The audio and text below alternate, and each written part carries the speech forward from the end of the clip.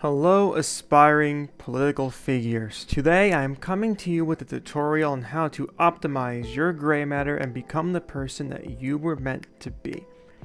Do you ever feel lonely in your head? In need of a friend that knows you on a truly intimate level? Ever wish you had someone to turn to for advice on demand in your hour of need? Well, you are fortunate then, as I have just the solution to your problems. It's called sister psychosis, and it was RFK's muse as he mounted his now concluded presidential campaign. As many of you know, RFK has been receiving messages on policy and philosophy from a small worm on his brain. RFK claims the worm ate part of his brain. This is an unkind and untrue assertion made by RFK based on stereotypes regarding parasitic worms. The worm was simply giving him a loving nibble in between providing him with sacred knowledge. Believe it or not, this is not just a method that is restricted to members of elite political dynasties. The common man can also experience sister sclerosis. So, how do you do it? RFK's little buddy was actually in fact the OG Ozempic, a tapeworm, or the pork tapeworm, or Tinea solium to be more specific. I will be affectionately referring to him, and it is a he. I know. I mean, technically it is a hermaphroditic worm, so probably they, them, but either way, I will be calling them Soli henceforth. So let's start by looking at a more typical pork tapeworm infection. As the name suggests, it does in fact come from pigs. However, pigs are not the tapeworm's primary host. That honor belongs to humanity. Pigs are merely secondary hosts, a stepping stone on Soli's journey.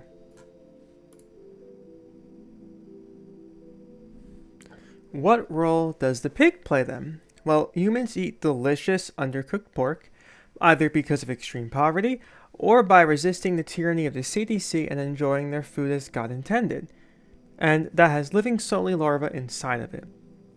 The larva's next life stage is activated by the host's gastric juices, and the larvae, averse to being bored, hook themselves into the host's small intestine. There they enjoy delicious free nutrition by borrowing nutrients from the host. They grow and grow until they are a beautiful, full, adult worm. Now, when you think tapeworm, you likely picture an alien monstrosity several feet in length, like an extremely cursed, gooey shoelace. And you would still be correct for the pork tapeworm.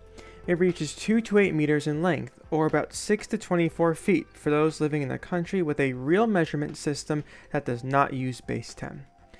The tapeworm then releases oncospheres. These are basically just embryonic eggs, but have 6 hooks on them, which could be considered a little bit overkill. It then releases up to 50,000 eggs into the intestines, where they are carried out of the poop chute, continuing the circle of life. Unfortunately, our friends do not live forever, so a tapeworm will typically die after a few years. But wait, I said that the baby worms come from the pig, which then infect the human host. But how do they get into the pig in the first place? Well, I think you know the answer to that one. A little human feces never put off a hungry piggy. At this point you're thinking, well, that's all in good, Staircase, but I really wanted one of these things in my brain. Patience, patience, patience. We are getting to that now. The reason these tapeworms typically do not enter the brain is because they enter the host in larva form, in undercooked or uncooked pork. When larvae enter this way, they attach to the intestines and do their usual tapeworm business. Now, humans typically do not have eggs in them because the tapeworm eggs come out of the business end of another human. So there's only one way to get these eggs inside of you, either from poor sanitary conditions from extreme poverty, or from an oral DIY fecal matter transplant from your filthiest colleague. Now, when the eggs are consumed instead of larvae, the story goes a little bit differently. The eggs hatch in the tube that connects the stomach to the small intestine.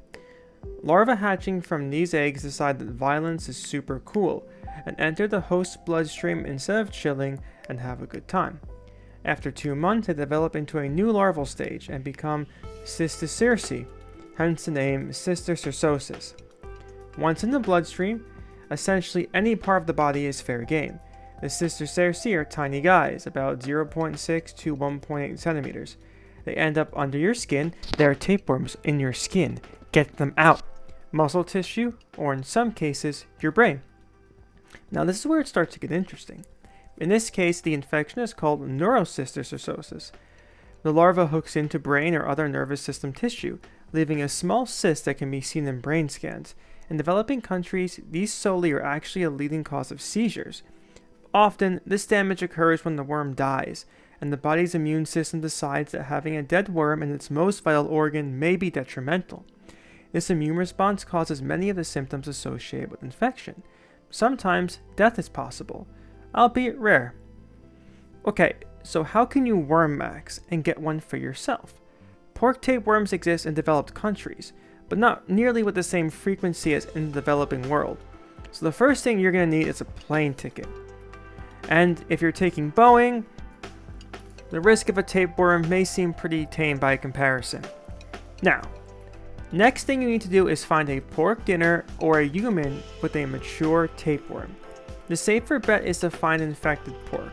Travel around to different regions, explore the local culture, and eat raw pork from every town you go to.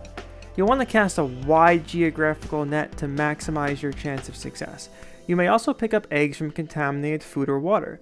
In this case, you've discovered a shortcut and may have already succeeded. If you want to check to see if you got the early win, go get an MRI a few years after your trip. There's an aspect of luck to this. You'll need to hope that at least one pig was infected. But if you go to enough places, your odds are pretty good. Now, you play the long game. Fly home and buy a microscope. All of your bowel movements from now on go into a bucket. After every stool, put a sample of that stool under the microscope to check for eggs. One day when the worm matures, you will see beautiful little microscopic eggs in your stool. It's a good thing you shit in the bucket and saved it.